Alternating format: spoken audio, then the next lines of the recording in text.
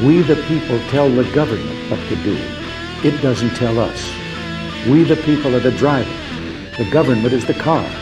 And we decide where it should go and by what route and how fast. Almost all the world's constitutions are documents in which governments tell the people what their privileges are. Hey everyone, welcome once again to yet another episode of Two Noobs Talking. It is episode 68, and guys, I don't think we need this helmet anymore. Why are you holding a piece of crap? Well, I threw it out. Oh, now you're not. Okay, good. Basically, I just tossed it. Oh, Matt, that's irresponsible of you. Pieces of crap should be flushed down the toilet, not tossed in the garbage. Well, I guess I wanted to spare them the humiliation, the further humiliation that they've gone through. I am, kind of somewhat sympathetic. Somewhat. I'm not. I'm not. Love your it. Your ass runs a quarterback draw with 14 seconds left, and then you forget you're supposed to hand the ball to the official. I have no sympathy for them. Well, you know what I also loved too about it was the fact that the center tried to spot where he thought everything was supposed to be, and the referee was like, no, you got to move this back a little bit. You're not here, you're there. That was the best part about it. But with me, of course, is Mr. Steve Murray. Steve, how you doing, sir? Greetings, programs. There you go. And welcoming back after a week off, or a bye week, I guess you could say, mental health break, whatever, vacation. I was not on the COVID protocol list. He was not on the COVID protocol list, Mr. John Tracy. John, how you doing, brother? Good to see you. Thank you guys for last week. There you go.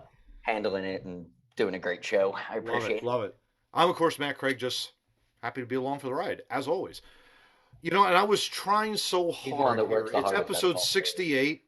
It's episode 68. I'm trying really, really hard. Who wore it in the city of Philadelphia? And I'm digging, and I'm digging, and I'm digging. I don't remember anybody. And yeah. Nobody except. There's nobody. Steve knows someone wore a 68. Probably one of the greatest hockey players, certainly got to be in the Mount Rushmore, I would think. Really, in terms of its longevity. I wouldn't be friends with people if they didn't at least put him fifth to the Mount Rushmore. Oh, yeah. Like, you immediately don't know anything about hockey. If he's not on the Mount Rushmore, he has to be around it, very close. Yeah, he's got to be in the Valley of the Presidents. Yeah, he has to be very, very close. He's absolutely got to be on the Mount Rushmore. He is, in my opinion, top 3. Yeah. Probably second. Yeah, who we're talking about. Can't argue that. Yeah. I can't argue that at all. I think it's just because of the longevity of his career, the fact he's a multiple-time Stanley Cup champion. He continues to keep playing. He's still playing. He's a machine. Yeah. Absolute machine. Yeah. Have you seen anybody? Because we can make Ovechkin talk, Gretzky talk, Gordie Howe talk. They all had their thing, right? Mm-hmm. But Jágr was dangerous wherever he was on the ice. Yeah, it didn't matter. Wherever, but the penalty kill, you had to pay attention to him. Oh, yeah. He could slip right behind you. Yeah. I could tell you a story back when he played with the Rangers. Matt and I went to a game. He was dead to me at the Wells Fargo. Look, he was dead. Yeah, that's true. Matt and I went to the Wells Fargo Center, watched the Rangers and the Flyers play, and they went to overtime, and the Rangers got a power play. And Jágr's out there, and I don't remember who he was with, but yeah, this guy's skill is off the charts, but his brain works faster than anyone else. He was like an on ice coach. He was actually, as the puck is moving around the power play, he's like pointing where to go with the puck. Go there. Where he's like, go there. You go over there. Now pass him the puck. Okay, now give it to me. I'm going to give it back to you. You go over there. Oh. And it ended up he scored. He had a one-timer, scored the game winner. Yeah. And Matt and I were just like, we couldn't even be disappointed in the Flyers loss because it's like, what did we just watch? Holy crap. What we watched was pure greatness. I mean, you're able to direct people, and he's pointing people with his stick going, no, you got to go over here, pass the puck to me, okay, I'll shoot it and score.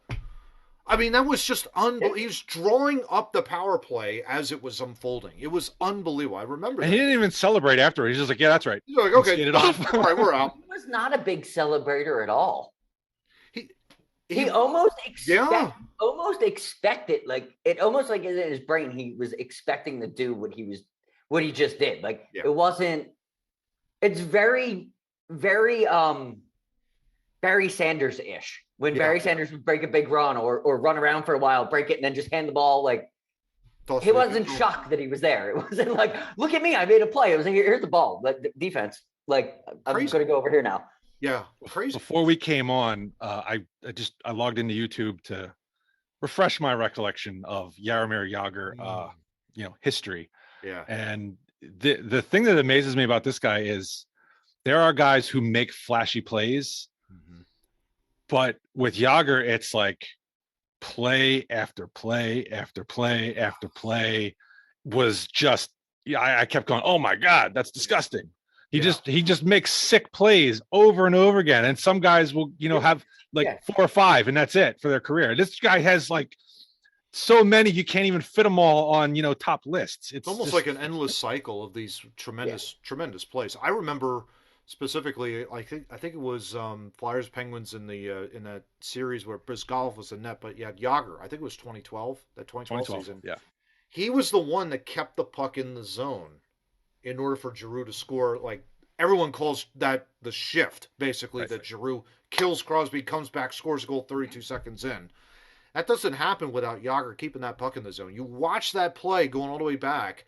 Penguins are almost getting that puck out of the zone. It's not for you. If it wasn't for Jagr reaching with his stick, knocking the puck down, and then Giroux picks it up and he scores the tremendous goal. But Jagr was everywhere. That's what's so great about him. It doesn't matter.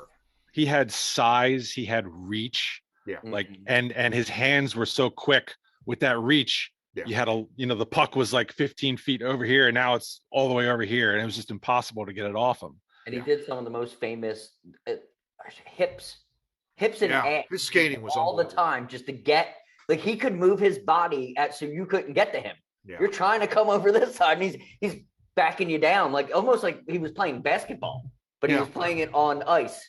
With a stick and a puck. Stick. It's just like you can't defend that. Yeah. You can't play against that. You can't play. I mean, the real shame of it is for his career, he played a lot of his prime on some bad Penguin teams. And then he went to Washington, and unfortunately Washington didn't really build properly around him, so they didn't do very well. And then when he was with the Rangers were slowly ascending from the mediocrity that it had been pre-lockout. So he didn't really, Lundqvist and all that, and so that he didn't really get a real good chance there, and then he went to the KHL. Yeah. If he hadn't, think about this, because a couple of things on him.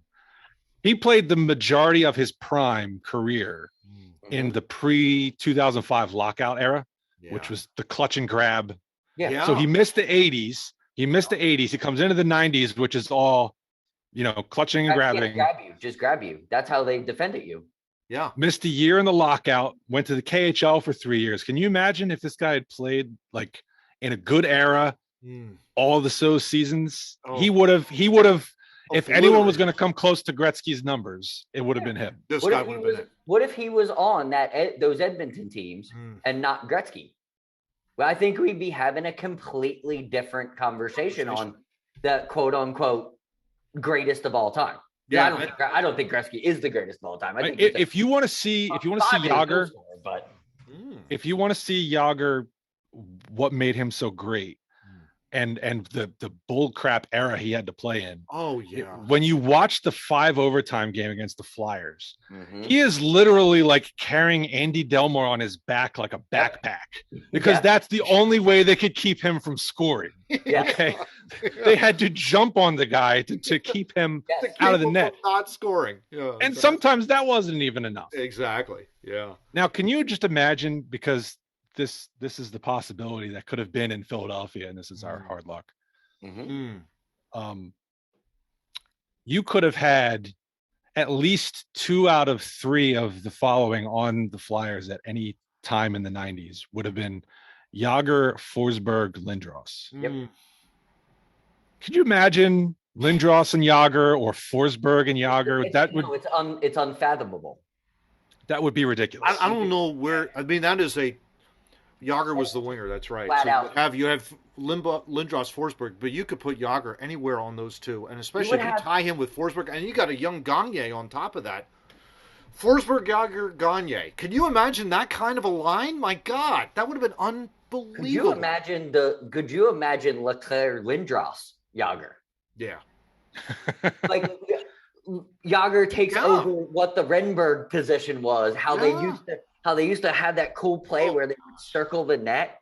Yager would have scored 80 goals with the way Lindros could pass. Mm-hmm. Lindros would get him. Seen anything like Lindros that. could pass shitty people open. Imagine. He made Trent Klatt a 20-goal scorer. There you go. That's right. That's right. But and by the way, before we move on, Jordan Mailata also has worn 68, and I think all three of us too. Absolutely. We love Jordan Mailata. Yeah. I mean, my God, solid left tackle for the Eagles. He's going to be like there for the next 10 to 12 years. Easy. I can't wait until they draft his replacement in 11 years. Because I just know he's going to be. We said this last night. Simply Trey Thomas, Jason Peters, Jordan Mailata. There's no difference. And I guarantee you, we've also said this too, pre-production. We'll say it now. You give him the ball in the fullback position on the goal line. Come on, Nick. Just do it one time. First the goal at the one, give it to the big man. He deserves it. If you can throw a pass to Lane Johnson, you can hand the ball to Jordan Mailata. Absolutely. Because he will plow people over into the end zone. That's going to be great. I got to turn around just to make sure everybody gets the full. Oh, here we go. Yes. Look at that. That's one of the greatest jerseys ever designed. Yeah. That's one of my all-time favorite hockey jerseys. Just Czech Republic. That's the Olympic. That's the Olympic one. Yeah, that's the Olympic one. Real good one. When we used to wake up at 3:30 in the morning to watch hockey. God, those were the days. Exactly. And I bought this in 2002, I think. Yep. And to be able to wear it to the Wells Fargo Center in 2011 when Yager finally joined the Flyers was fantastic. That was surreal. Yeah, that's awesome stuff. All right, gents. Well, let's dive into our news of the day here. And we've got obviously a lot going on. Let's talk about this pandemic because there has been so much movement within the last couple of weeks since John decided to take his week off and has now come back from COVID protocol. Not on the COVID list. I would feel much more comfortable if you were wearing a mask right now, John. Oh, God, I'm sorry. Don't have it. Only a KN95. So let's as John also I need a negative test from you. As John fishes for his mask here. Let's talk about this SCOTUS ruling. John, what are you doing up there, man? I'm trying to get a negative test for Steve. So while John's taking his negative COVID test up there, Steve, I'll go to you first. Let's talk about this. There you go. Let's talk about this SCOTUS ruling here. 6-3 decision. Can we not call it SCOTUS, please? It's too close. Okay. It's too close to scrotum. Come on. Yeah, that is very true. But it's also not out of the realm that we shouldn't just call them scrotum. And look at some of the decisions over the last exactly. Hey, I am admitted to practice. I will not sully the good name. I can. You can. Exactly. Nobody can know where I live or where I work. Well, let's talk about this Supreme Court ruling there. The 6-3 decision on Biden's vaccine mandate here through OSHA. Steve, I always love learning from you because number one, it humbles me because it's like I don't know much about law, and so getting corrected on something like, oh, this is a constitutional thing, and boom, it gets kicked out. That's great, rah-rah, all that kind of stuff. But you had a terrific take on it. I'm going to let you just take the baton here. Talk to us about really what the ruling means in terms of, basically halting this entire mandate from happening. I read the decision, which I'm guessing a lot of people probably didn't. They just read the news about it. The actual opinion of the court was actually pretty boring. The Supreme Court will try to avoid ruling on constitutional questions as much as possible, just because you can't be interpreting the Constitution as many cases as they get a year and expect to have a coherent vision of what your government's supposed to look like. Mm-hmm. So whenever they can get an out on a constitutional question, they will try to take it. Yeah. And the main opinion of the court, and I guess I should start by saying this decision was not actually striking down the OSHA mandate. Mm-hmm.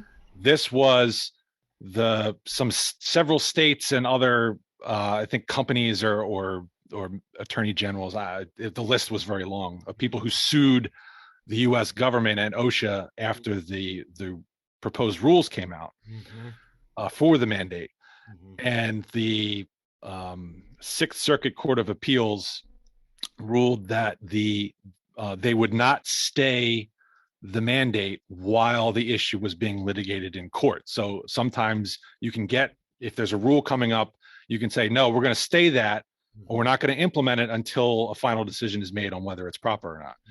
And the Sixth Circuit said, no, we're not going to stay it. And so that went up to the Supreme Court, and the Supreme Court's decision is, yes, we are going to stay the mandate while this is adjudicated on the merits.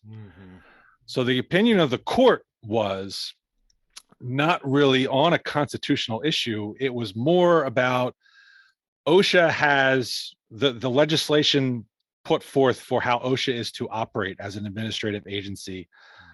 There is, I think it was a 2-part test that they have to satisfy to promulgate things like this for emergency situations.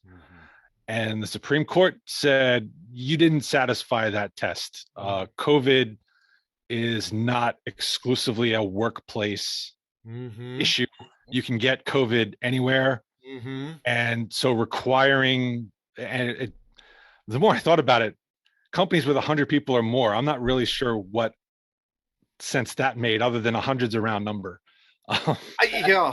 I mean, yeah. It's also Joe Biden. Remember, if you want to give it to Joe. I'll make a 1 and a 0, 0. Yeah, well, exactly. It's all arbitrary. The greatest code ever. Yeah, it seemed arbitrary. So they said, you by arbitrarily saying 100 employees or more, you got to have this vaccine mandate. Yep. They said that does not satisfy the requirements. And the dissent, the 3 justices who dissented, they just reached the opposite conclusion. You know, you had asked me, Matt, yesterday, well, if this is a constitutional decision, why isn't it 9-0? Why is it 9-0? Yeah. Well, again, the court opinion was not really on a constitutional basis, and the dissent wasn't really either. The dissent was, well, yes, COVID, even if COVID is out there, independent of the workplace, you can still enforce workplace protection, protect them at the workplace from COVID. It was really the concurring opinion from who I think Gorsuch penned and was joined by Thomas and one other justice. That was the one that really kind of said, well, there's that, but there's also these constitutional issues and separation of federal government really shouldn't be enforcing this type of mandate on the general public because it's not their purview, it's not their function, particularly as an administrative agency like OSHA. Anything like that should come from Congress. Congress didn't give you that authority, so you can't be making this. So there you go. Ultimately the decision is a little bit boring, but it's good for those who, like me, don't think the federal government should be issuing a mandate like this. Right. Because you also made the great point yesterday in pre-production. You said to us, well, you can't take the vaccine away like you can take your helmet off when you're like an occupational safety health administration. When you're working on site, John would know this, working for, I can take my safety goggles off. Exactly. I can take my boots do that off when you get a vaccine. You just can't. Can't take the vaccine out of my arm. You can't pop it out. Right. Exactly. You can't. I'd find it even more weird if you could. They just said that tomorrow. Like, the CDC comes out and says, "Oh, we can just take that out of you." That would then make them even creepier. Oh, heck yeah!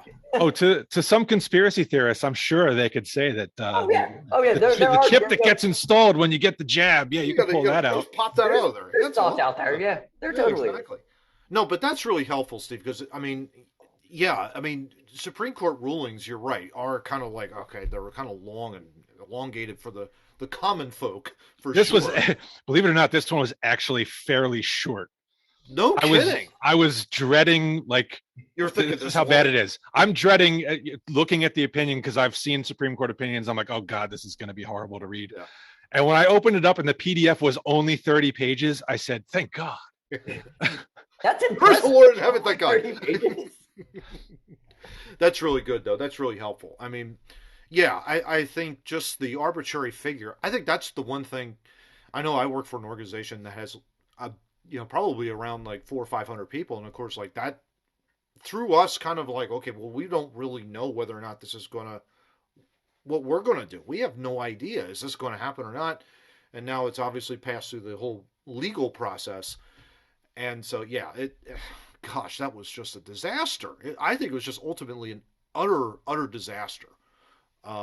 Really, John, what are your thoughts, real quick, on it? Just a question to Steve, real quick, just so we can kind of sum it up. It's Yeah, not over. The Supreme Court is just basically halting it so that the legal process can go through, right? Correct. And so the states that are suing, they now have to be it has to be litigated, correct? And then a ruling will be handled then. I can give you a really good analogy. So just imagine like somebody's going to cut down some famous tree. Mm-hmm. And the quote I've heard a judge use in a case I was on, the chainsaw is running, and you want to litigate whether or not they have the ability to cut the tree down. Mm-hmm. So you get a stay while you litigate, because if the tree gets cut down, there goes the case. And I think something similar here, like you force all these people to get vaccinated, and then it comes out, well, the mandate's improper. You can't do that. Yeah. And then all the people who did it against their will, just because their employer had to make them do it because the federal government told them to do it. Yes. That's, kind of shit out of luck. So I think it's a good thing that it's stayed while they determine whether it's proper. Now, in making its decision, the Supreme Court weighed the likelihood of success on the merits, which is one of the factors for a stay. And I think, ultimately, from the Sixth Circuit's perspective, they're probably not going to reach an opposite conclusion on the merits unless some new evidence comes to light. And so for all intents and purposes, it's probably dead. Yeah. Mm-hmm. Yeah, exactly. Especially, and that's such a great transition, because really you start to think about, we'll talk about this a little bit later in this massive first topic, but COVID cases are now starting to decline again throughout the country. And again, we'll get to that. But before we do, let's talk about this difference between the company Carhartt and Starbucks. Both have taken opposite opinions here. Mm-hmm.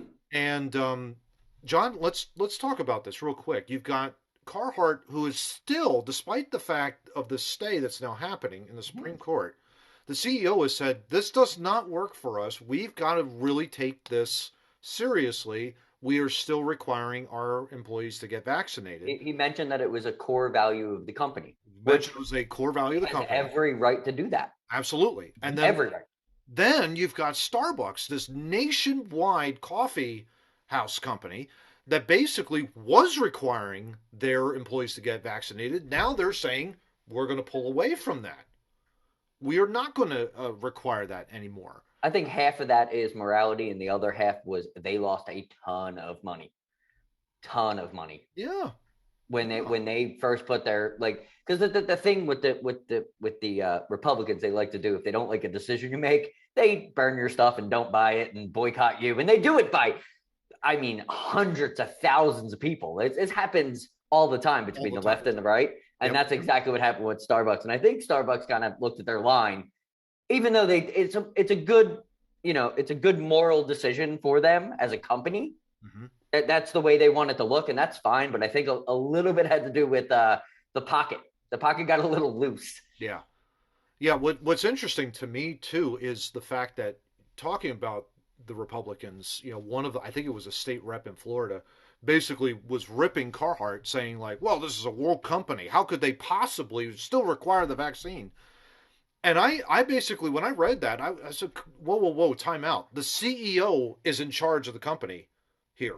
Yeah. The CEO has to make a risk analysis and says, okay, this is still a very deadly disease. I want to make sure that I'm protecting my employees to the very best of my ability. Therefore, as part of our core value, I am requiring my companies or my employees to get vaccinated. Now, you as an employee do not have to follow that. You, as an at-will employee, can go anywhere you want to and say, see you later, I'm going to get another job over here. A lot of times you may not have that option. Point two, though, that I want to also bring up, here's the thing. The CEOs also have to acknowledge exemptions, whether it's religious, whether it's a health exemption. They have to acknowledge that. They cannot force a vaccination on someone that is either allergic to the vaccine or has a religious, thought process on it and says, I don't want to get jabbed.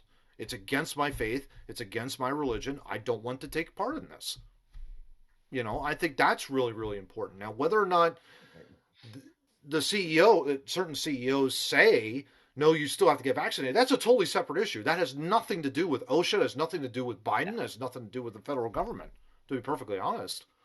That's... Yeah, I think a lot of people forget that. Yeah. They hear a company like Carhartt is still going to have a mandate. Mm-hmm. And they think, oh, you're violating constitutional rights. It's like, well, no, it's not the federal government. Yeah. The Constitution applies to the federal government. Yes. And the people. It's a relationship between the federal government and the people. Yeah, exactly. It's not people to people. Like, exactly. You can't take my constitutional rights away from me. Exactly. You know what I mean? Like, right. That's not how it works. Yep. Right.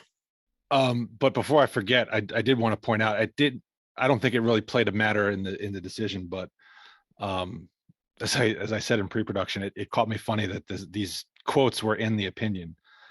Biden probably didn't help himself by basically admitting what the OSHA mandate was, which was an effort to vaccinate more Americans and not just an occupational safety issue. So, if you want to, for any future presidents, if you're trying to get some administrative rules passed, you probably don't want to admit what you're really doing. Yeah. Well, he's under a quota, Steve. So yeah. And but the thing about I agree with you, Matt. I don't think calling Carhartt woke. I don't think that term is not applicable in this instance. No. I do think requiring vaccination is still in keeping with misguided thought that that's going to reduce transmission, which we've shown and learned it does not. Great point. It's really, again, your seatbelt. You're protecting yourself. Exactly. So, your decision, your choice to make. It's not up to an organization ultimately to make that, right. I guess you could say, that call. But again, we're not leaders of CEOs. We're not taking the whole. No, that's their decision. That's their decision. They've got to make their own risk mitigation analysis. I get it. And if you don't want to buy it, don't buy it. If you want to buy it, buy it. I wear some Carhartt stuff because it's far more comfortable than anything else. I'm not, when I'm buying clothes, I'm not going, okay, well, I wonder if this CEO has the same moral compass that I have. Yeah, you're not thinking that when you make a purchase like that. And the people that say that they do that, that's a little weird because you're spending a lot of time in letting other people live in your brain than making your own decisions in life. Yeah. Is it weird? Is it weird that I've never heard of Carhartt? That's fine. You probably haven't missed out, but in your line of work, you probably have never needed anything that Carhartt would have. You know what I mean? Like, what do they make? They make outdoor clothing, kind of like outdoor clothing for construction workers, basically. Oh, there you go. Okay. Extremely comfortable. Like, they're really that hat. It's a hat. It just boom. Work gave it to me as a Christmas present. That hat's 4 years old, and it still keeps my head warm in a way that no other hat does. I heard the name. I don't know what they put in it. Like, it's crazy. I heard the name, and I just automatically assumed they made like engines or something. Well, it does have that kind of feel to it.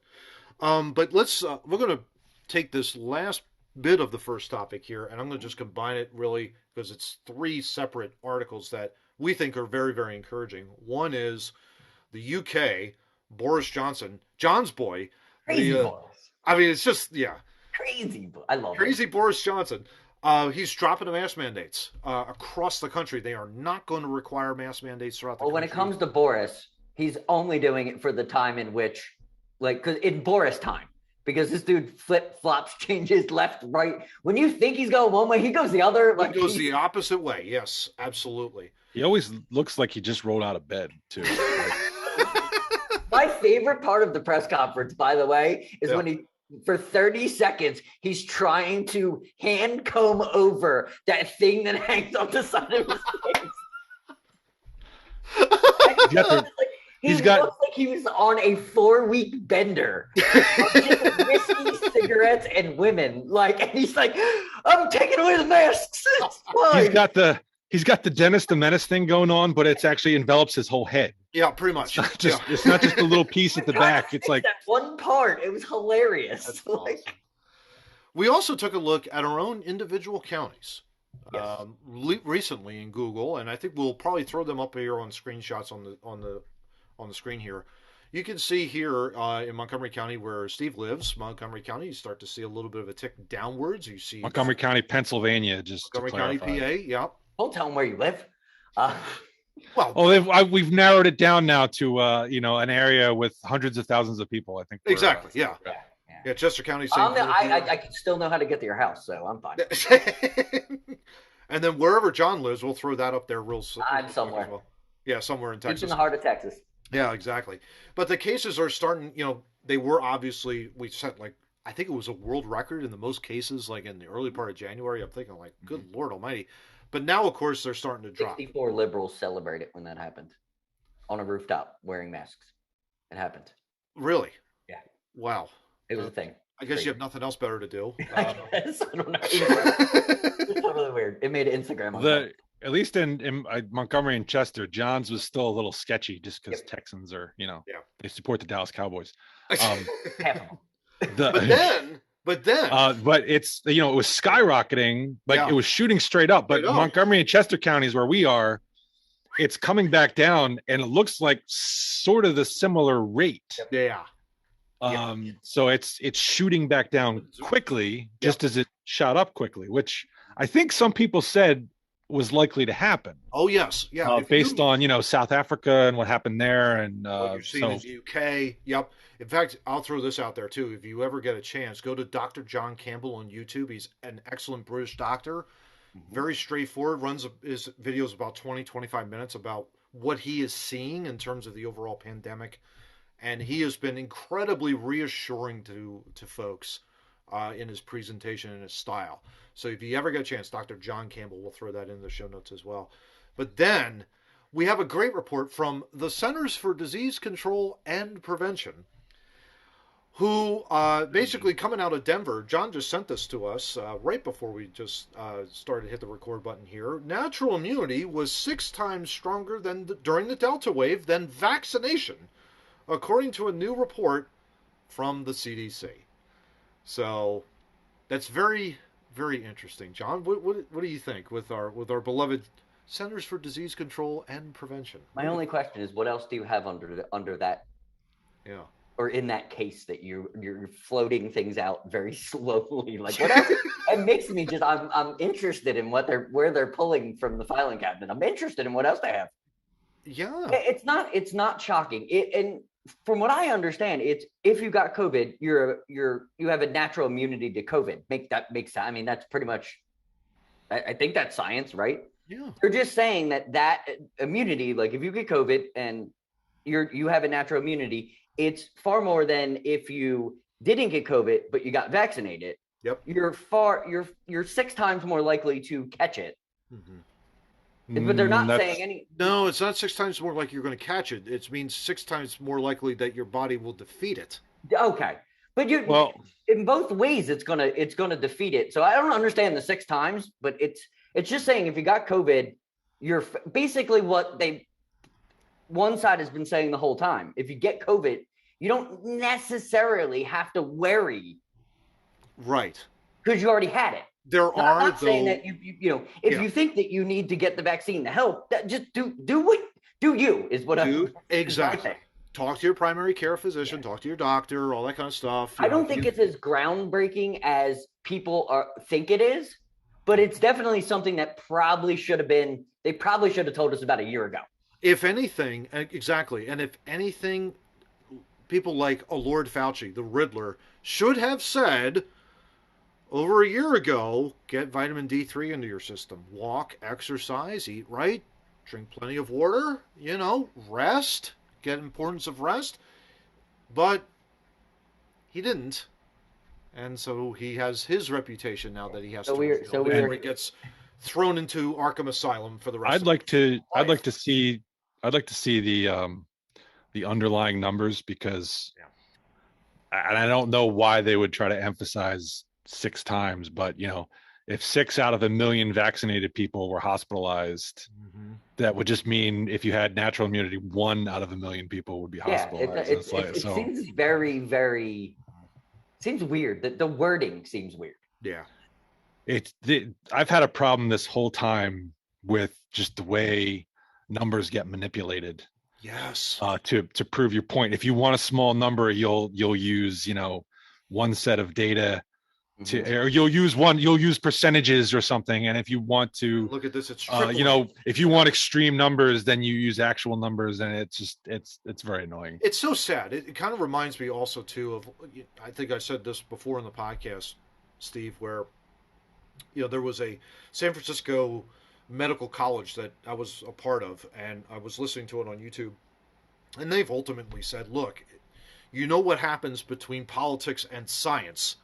Politics will win out over science. And I thought to myself, God, if we get to that point, we're in serious trouble. And hopefully, knock on wood, we're not at that point, but clearly we need to start understanding more and more about how science works. Not the science, but science, and how stuff like this, when it happens, we're more prepared than, oh my God, we're all running around like going crazy, and we're having all kinds of mental health issues, because now that's going to be the biggest thing.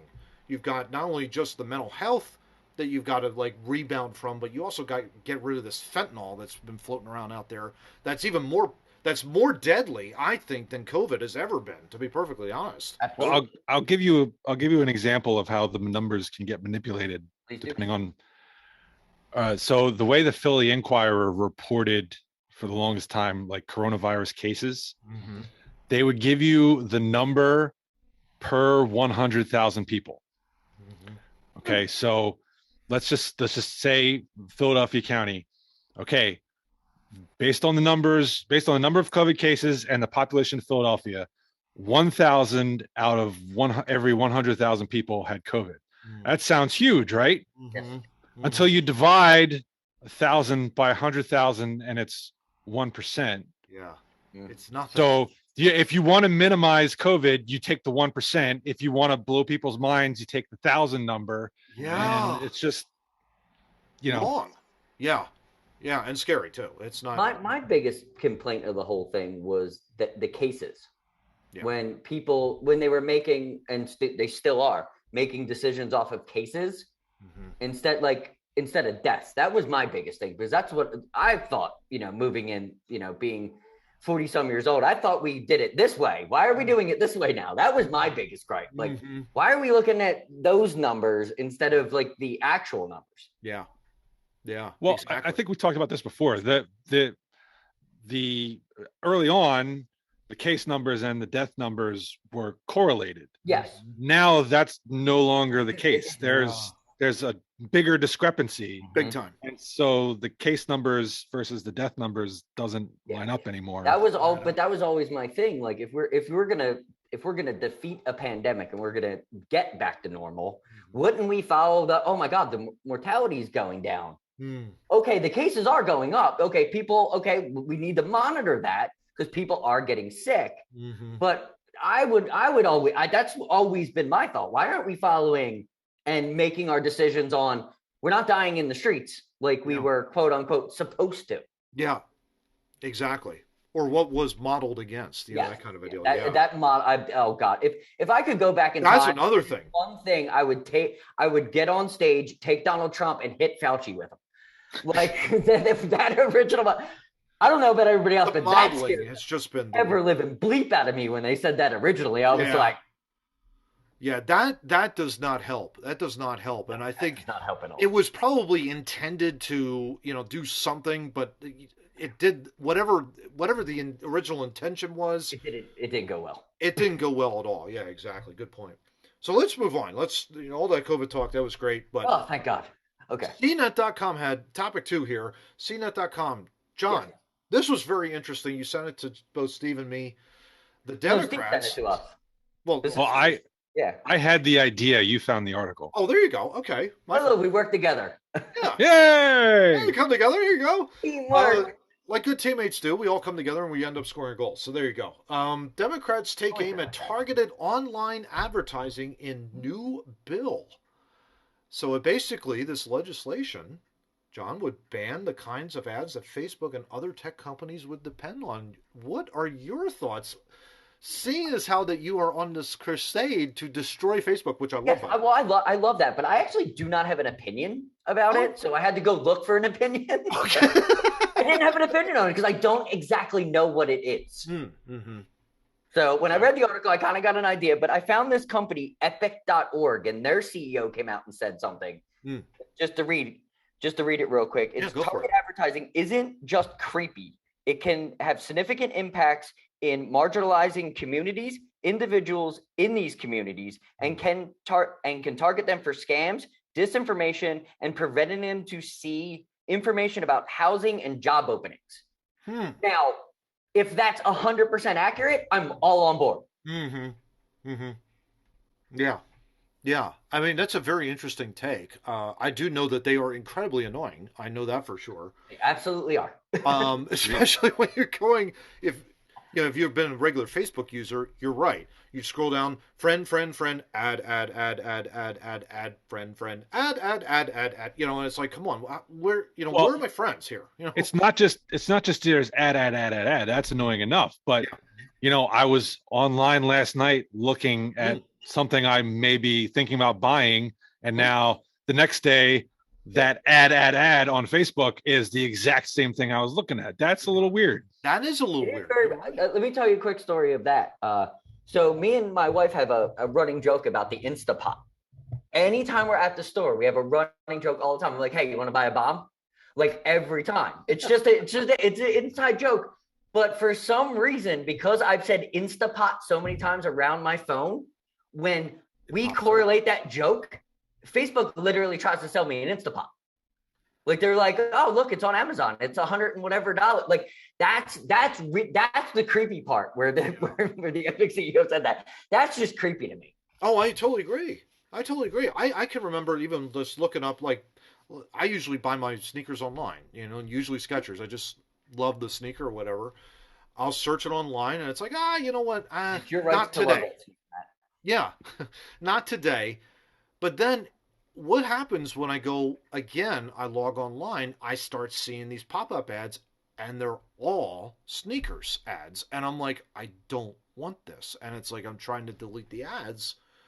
And it's like, this is driving me crazy sometimes when I see something like that. It's like, it's the impulse to buy. I think that's a big problem in America because it's always we want the next big thing. We're programmed to be consumers.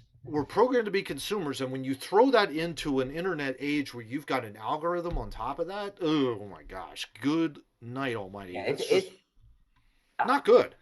Before I knew what it all was, like, especially like being a consumer, and I slowly have become a minimalist, and I really do not purchase many things. Like I just don't. I like things I like things back there, I purchased, and they give me buyer's anxiety, and they're not that expensive. But I could see how that advertising can keep people at a limit where they don't, where people that don't know how to save money will never save money, especially if these things are helping them along. Yes. And that's what I kind of dig what that CEO said, because I can see how that could keep impulses alive. And your Amazon account, you could spend like $35 at Amazon a night just because you want something, and oh, look, it's on sale. Oh, I can get it the next day, and all that stuff. They find the sales for you. They're doing all the work for you. Because they just want you to press that. Because I'm pretty sure if you press that Amazon key, Amazon kicks Facebook money. Oh yeah. At 100%. Yeah, 100%. Easy peasy, like, right? So if Facebook writes an algorithm, that stuff needs to go away. Oh yeah. If you want to waste all your money on Amazon, go ahead. That's your right to do it. You don't need Facebook's help. You can do your own search. No, John, you're absolutely right. There's it's called click through. Okay. And they keep statistics on it. And if someone is clicking through your Amazon ad on Facebook, Amazon will kick some money to Facebook because it's like, hey, you got us this engagement, so here's your cut. I need to get that. I would also say this too. It is very interesting how these algorithms work because, as you guys know, I'm a Christian and also I love sports. So you combine both of those two things together. What am I seeing on my ads on my Facebook feeds? Tim Tebow. Christian sports gear. Huh? Yeah, where it would be like you've got gym shirts, where it's like Active Faith, and they're a company in Texas. But all of a sudden, because I've been liking posts by Christian ministers, authors, whatever the case may be, and also the fact that I'm adding in sports, all of that data is being collected. Boom, boom, boom. Ads are showing up. Hey, you can get this shirt at 20% off. If you want to work out and share your faith, 20% off, here's your shirt. And I'm like, where'd that come from? I didn't even search for that particular ad. Where did that come from? So it's these little tricky things. And again, I'll just add this before we move on. You add all of this into a culture that does not, John, to your point, does not know how to save money and instead spends a ton. Yeah. That is a huge issue. And that is something we really need to address as a culture, I think. It's not just that they don't know how to not spend money. It's they can't control. They can't control it. They can't control the urge to spend. Yes. That's why we can't know about aliens. So same reason. Like well, I thought Matt was going to tell me with Christian sports gear that he was going to get like a hockey stick that was blessed with holy water. I thought he was going to with John 3:16 on the shaft. Who knows? And I'll tell you, the most annoying part of the ads is when you've already bought. Yes. The thing, I already bought the air fryer, right? Yeah. I don't need to be inundated with more ads for air fryers because I already got mine. I already bought the purchase. It still shows me because I purchased the Edge back there, the Funko Pop of Edge, because I purchased it on Amazon. It still shows me wrestling Funko Pops all the time because I purchased one. Well, that's how that works. But what I'm saying is when you've already purchased the product that's being advertised, that's like, you need that second. I don't need a second air fryer. Well, that's the thing. You need a third, and you need a fourth air fryer. That's just what I'm saying. If you got a pretty big kitchen, because you might need 3 air fryers. That's what they're telling you. You might need one at one side, because you don't want to have to walk from one side of your kitchen to the other. You could just have air fryers stationed in each corner of the kitchen. Have them stationed and look. The day my wife asked for an air fryer for Christmas, I was like, "Oh boy, here we go." I'm still waiting for that day. Like, once that happens, I'm running out of the apartment. I'm getting it right. All I need is a yes. Oh, that is so funny. Can't wait to make the tax on that thing. Gents, let's move on to our third topic, and this is our sports topic here. We each took a stab with the NFL playoffs entering into the divisional round. Cowboys not in the divisional round. Ha ha ha ha. They're in the trash can.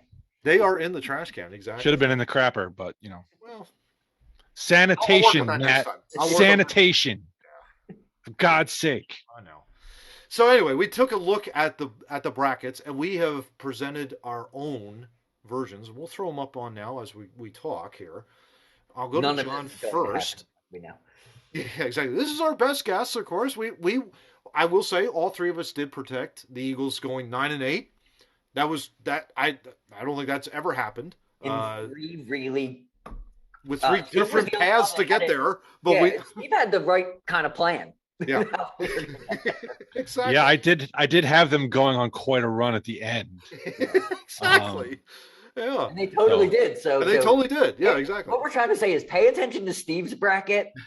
Just amuse me and Matt. No. I'm not, this is especially funny since this episode is going to air after the divisional round weekend. So yeah, exactly. Our picks may already be garbage by the time they're we don't even know. We don't even know. Yeah. Exactly. But yeah, just take a look at this. For everybody, for your amusement, we are not looking at anything. We're doing this completely blind. We did it last night. We're not looking at anything. We're not changing anything. Nope. This was literally last night we predicted. Love it. I absolutely love it. The biggest thing too, I will say, like of all of us, we all love the Packers going to the NFC Championship game. We all have fallen in love with the Buffalo Bills. I think it's just because the Bills have nobody hurt. They've nobody on COVID protocol. I mean, they are one of the best teams in the National Football League, and quite frankly, they deserve to win a Super Bowl for crying out loud. I'd say so. I mean, they've got a great quarterback, great offense, great defense. I mean, Sean McDermott, come on. What's interesting among the three of us, as you see on screen here, all three of us have three separate NFC champions. Steve has the Tampa Bay Bucks. Boo. I've got the Green Bay Packers. Are you betting against Tom Brady? Come on. Yes, 100%. All the time. We've been conditioned not to. I don't know. Exactly. I have the Packers. Mm-hmm. Double boo. John has the Los Angeles Rams going for the back-to-back home Super Bowls. Yes. So, John, I'm going to, Rams. What do you think with the Rams? If they don't win, because I think they're the best team, if they literally don't win, the whole thing is fixed. There's no way either of those quarterbacks can outscore. Okay. Like the Rams with those receivers. I mean, I'm sure the game's going to be 97-98. You know what I mean? Like, it's not going to be a defensive big time score gauntlet. Yeah. You can't outscore that team. That's why I think they're going to the Super Bowl. You just can't outscore them. There you go. Steve, the Bucks. Drafted him for my fantasy team this year. And I went to the Super Bowl, so I'm just going with that. There you go. Lost, but Steve, the Bucks. Any reason for that? Is it just because of Brady? Well, one, yes. When you watch that guy operate, you can't help but be amazed at what he does. I hate it, but yeah. I mean, it's like Sidney Crosby. I hate his guts, but yeah, you gotta admit he's good. Could you imagine? Could you imagine how big the victory would have been over the Eagles if he would have completed those 6 passes that they dropped? Oh yeah. On the first 2 drives, they would have won 3 straight Super Bowls. First team to do it. Had we not interceded and stopped. Well, there's makes me happy. There's a difference between real football and what Nick Foles does in big games. It's just that it's a different level. So yeah, exactly. Brady was one of the heaviest factors of me picking the Bucks, but I'm also banking on Aaron Rodgers choking in yet another NFC title game because that just tends to happen. And I'm sentimental. I want him to get over the top and go to another Super Bowl before he retires. And I have I don't, that's what I'm banking on. That's why I picked the Packers to go all the way. But I think what was really cool is that all three of us, like I said at the top, all three of us love the Buffalo Bills, I think, and we want to see them succeed and win their first. And, they're just... you have no injuries. I mean, that's remarkable. Like, you could lose 3 at this time of year. And still have a pretty good shot after you win, losing 3 players, as long as it's not the major players. All three of us picking them now is going to be the kiss of death. They're going to lose their entire offense in the AFC Championship game. I know. Or he's going to throw 7 interceptions. Or Kansas City is going to ruin the whole thing, and they're going to beat them at Arrowhead tonight. And what do we know about life? If Andy can screw Philadelphia, he's going to. He did it when he was here. He did it when he left. It's fine. Exactly. I'm okay with the relationship I have with Andy Reid. I still love him. All that being said, though, let's move on. John, you had a terrific question for the two of us, for Steve and me. What was that question? Oh, the question I've been asking all the time, and if you know me and if you watch this and you've known me for a long time, I love to incite baseball Hall of Fame arguments all the time. My most famous one, and maybe we'll do this one time. You find two older gentlemen, and you go Rod Carew or Tony Gwynn, and you walk away. And you come back 3 hours later, and they're almost in a fist fight. So I tried it with you guys. I thought I would try this thing. So are you suggesting Matt and I are older men? Because no, this is one for us our age.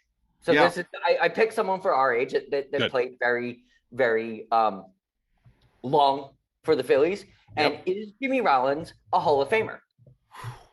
It's a question. It's such a great question because I did end up pulling his stats. So let's look at it here. He is a career 264 hitter. He hit 231 home runs in his career, 936 RBIs, 470 steals in his career. His on-base percentage was .324, slugging of .418 for an OPS of .743. 2,455 hits for the for his career. Yes. For the Phillies, he is the all-time hit leader at 2,306. That blows my mind. Which is just remarkable. He had from 2004 to 7, he hit over 115 hits each of those 4 years. The 115 was the bottom one. He had 139. He had 139 hits in 2007. In 2008, he also had 20 triples in 2007 as well, just so you know. But in 2008, the average dipped slightly to 277, ended up winning the World Series. That's okay. He's a... it was a phenomenal... He had a phenomenal year that year. Yeah. He is a MVP of the National League in 2007, obviously. 3-time All-Star, 4-time Gold Glover. He also won the Silver Slugger. He's a MLB 2008 World Series champion, obviously. We did take a look at some of the stats compared to others, and he is right there. In terms of power numbers, he's in the top 5 all-time with shortstops. He's right there. Towards the bottom, though, in terms of batting average and I think with runs scored and all that kind of stuff. But in the power, hits or whatever, home runs, RBIs, he's right. He actually made a great point. I think both of you made the point. Is his average was affected by his leadoff stature. Yeah, Steve made that point. Yep. Yeah, I think that was. So I don't really look at his averages not getting him in a Hall of Fame. Not his average. Not his average. His RBIs. Oh, his RBIs. Okay, that's his RBIs were probably down just because he hit in the leadoff spot. Yeah. Yep. So I mean, this is such a fascinating question because he played for so long. Mm-hmm.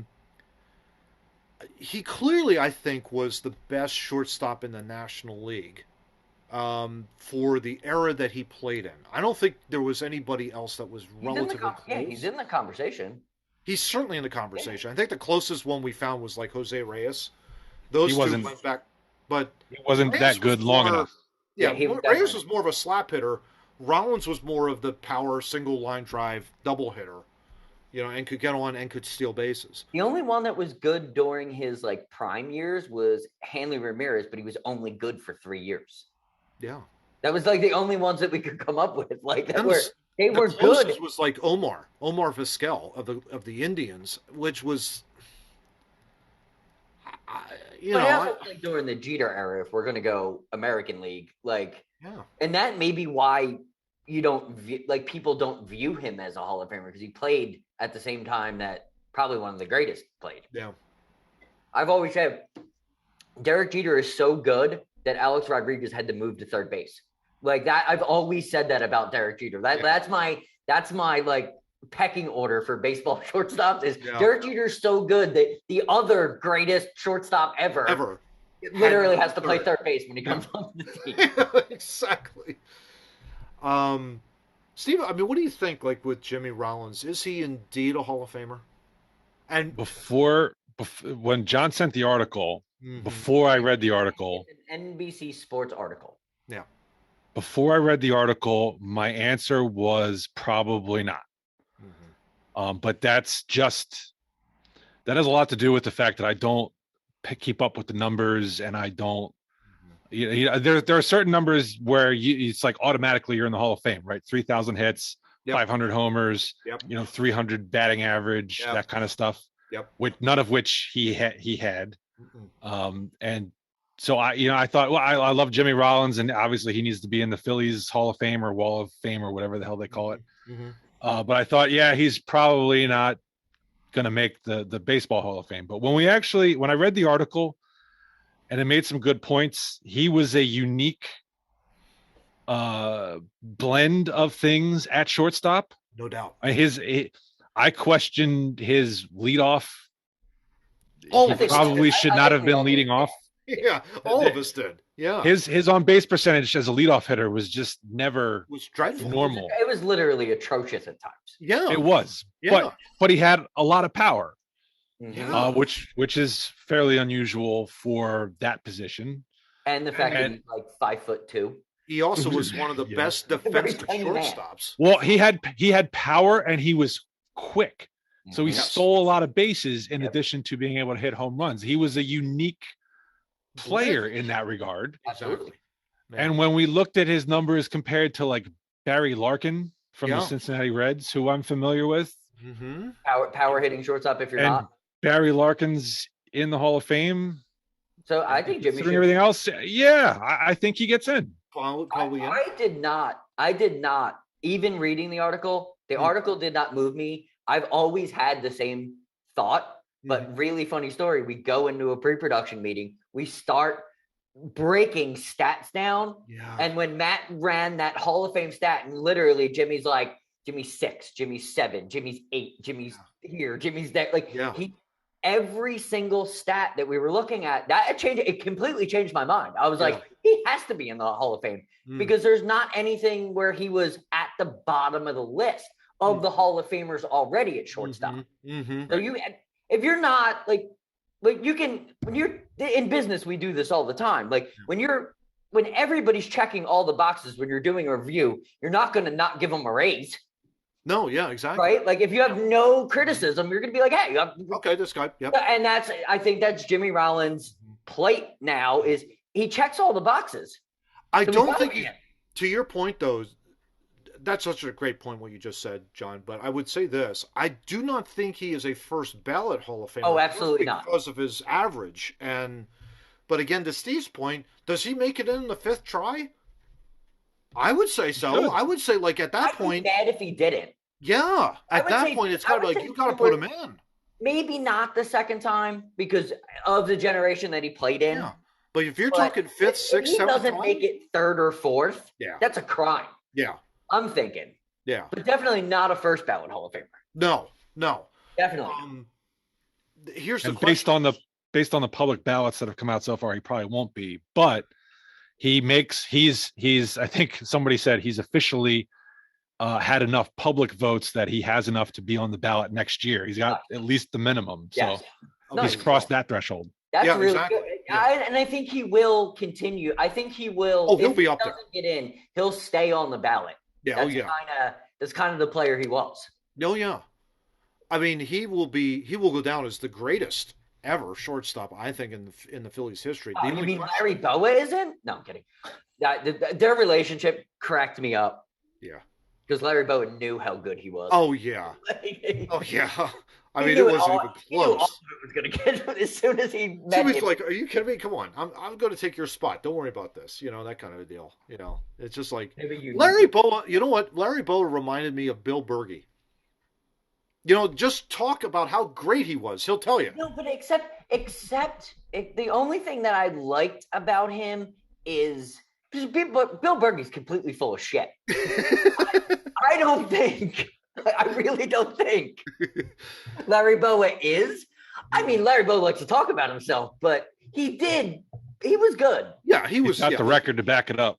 Yeah, he was good. That's true. That's true. Great. Yeah. I think the managerial sours me a little bit on him. Really, I think his managerial. The bench coach stuff, though, makes me think of him even better. When he was a bench coach, terrific. The success those teams had. Yes, he was always He was right there. Always that guy, though. He was always the support to the superstar. Yeah. So of course the bench role was better for him. It'd be perfect for him. Absolutely. Yeah, couldn't agree more. All right, well, we've hit the happy. We did. And John, I guess we're just going to go ahead and play this. We're going to try to. Yeah. Or at least give it a shot here. Yeah, if this computer works.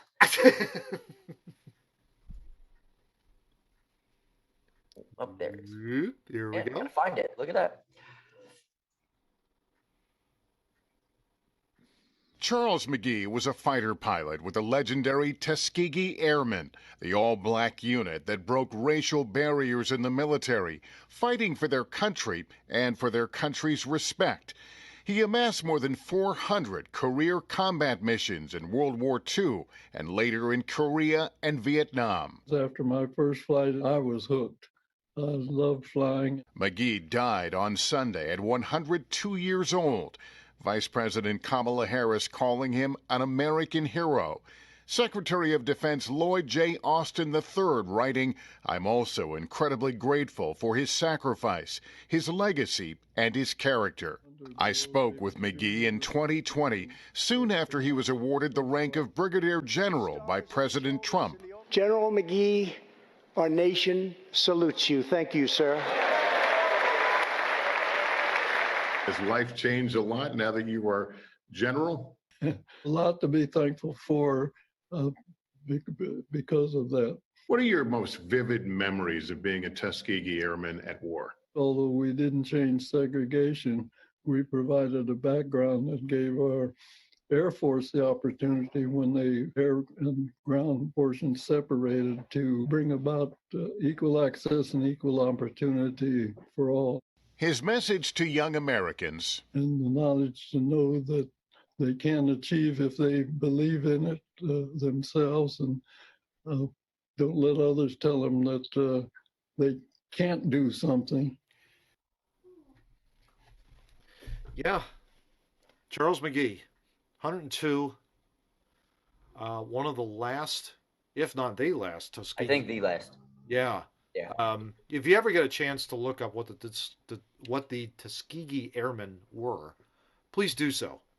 It is an amazing story of what they endured and what they did in fighting for the country. And they fit right in the Two Noobs criteria of being a World War II vet and being amazing and doing things that I don't think we'll ever have to do that again. No. But the ability that they had to fight probably the worst that we've seen so far. Mm-hmm. Like, just hats off to every single member of anything, and he was one of those high-ranking guys. Oh yeah, yeah. Wasn't there a movie about them a few years ago? So. There might have been. Yeah, I don't mean like a documentary. I mean like a Hollywood. I think there was. Yeah, I'll have to check on that. Maybe we'll follow that up. But yeah, I think that's right. when I first actually heard about him, because history is weird. They don't like to teach you the cool stuff. They like to teach you the Yeah. And then you learn about this, and you're like, wow, I would have totally wanted to hang out in that class, because guys are amazing. Yeah. They were amazing what they did. Like, World War II just tugs at my heartstrings. Yeah. I mean, it certainly does. And I know, like, just from the family perspective over here, I know my father has seen it and he has met a few World War II veterans, and he has always says, it's such a great quote, where we stand on the shoulders of giants, and that is exactly what they are. Absolutely. So, yeah, no doubt about that. So that's it, guys. We've hit it. And we've wrapped up episode 68 of Two Noobs Talking. As always, guys, it's great to be able to talk with you this afternoon. Talk about all the different topics of the day. So let's hit them up with our shameless plugs. Where can people find us? Who are you asking? I don't know. Whoever wants to take it. John's taking it. We are on Facebook, Instagram, TikTok. We might be re-entering Clapper, because I found out a cool thing that you can do on Clapper that you can't do on TikTok. Okay. We might be doing that. I don't know. I have to look into it, but we're also on that Twitter thing, right? Yes, we are. We are on Twitter. The absolute wonder of, if you don't follow Steve's cousin Tom on Twitter, do it now. He actually made my morning with wrestling Twitter. It was awesome. But if you're on Twitter, it's good. It lets us know when we post a Podbean. So if you follow us on Twitter, Podbean will notify Twitter, and that's how you know that our episode is up. Those are automatic? Yes. Yeah. Oh, so you guys, all right. I thought you guys were actually getting off your butts and posting on Twitter, but no, absolutely not. Absolutely. Bots. But anyway, we those short videos then, of course, post to our main YouTube channel, which is Two Noobs Talking Podcast. Like, share, subscribe, and get notified whenever our new episodes drop. And of course, on the audio side, Steve, Matt, we are proudly hosted by Podbean, as John said. There you go. And they disseminate our nonsense out to the world of podcasting. So you can listen to us on Google Podcasts, Apple Podcasts, iHeartRadio, Spotify. Whether or not that's in John's doghouse is the question of the we love day. Spotify. Spotify's good today. Okay, Spotify's good today. So come on in. Okay, so come on in, that's gotta Spotify. get fixed. Come on in. Okay. Yeah, there you go. Spotify's in. Good Spotify. Good Spotify. Get out. We are also. I found out this week we are also on Amazon Music. Believe it or not, I mean, What the there you hell? find us there. I get Matt. Way to click a button, man. I mean, hey, we're everywhere, Johnny. You know what I'm saying? We're everywhere. We're Googleable. We're not only we're Googleable, we are also broadcasting in Yemen, for crying out loud. So we are everywhere right now. And if you are listening in Yemen right now, Two Dudes Talking At gmail.com. You will get a shirt. Our show notes, of course, Get can be Steve's found. Dick Rocket shirt. I love it. Show boy. notes can be found at twonoobstalking.wordpress.com. And we have links to all the articles, all the topics we talked about today. We'll throw that in. What the heck? We'll do all that type of stuff. Well, we'll do something. We'll do something. We always do. That's it, guys. As always, such a great time to be able to talk with you. And on to 69. Can't believe it. When do we get the Newsy Lalonde episode? That's a good question. I don't know. I don't know what number he was. I don't even know what he was either. We'll have to look that up. We'll figure it out. We'll figure it out. All right, Yager salute out. Talk to you all next week. Take care. If you don't read the newspaper, you're uninformed. If you do read it, you're misinformed.